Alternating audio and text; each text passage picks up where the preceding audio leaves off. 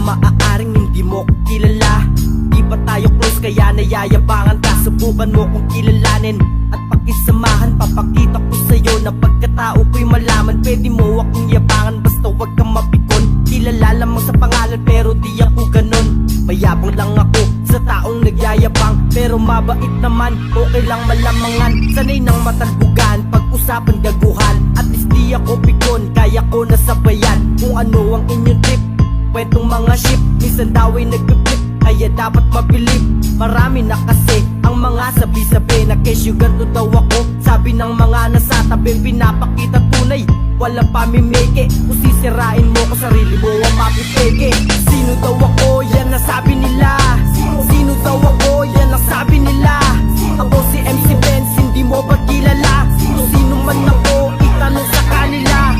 Sino daw ako, yan ang sabi nila. Sino daw ako, yan ang sabi nila. Ako si MC Benz, hindi mo ba kilala? Sino man ako, itanong sa kanila. Marahil sabi ng iba, wala akong mararating, porque di pumapalag, tinatawag na bading. Mga utak ay praning, piling may dating. Hindi kaya mag-isa, tapos yuko-yuko lang din. Masarap walang kaaway, pero pilit kinaaway. Saksakan ng inggit, tumutulo kanilang laway. Sa bawat kanto, may mga kumakaway. Ayan mga apports na nakasupport na tunay. Bilang na lamang mga naniniwala, hindi ako nagbago, di lang kayo makaunawa. Sa daming gawain yung iba hindi na magawa. Tangina konti na nga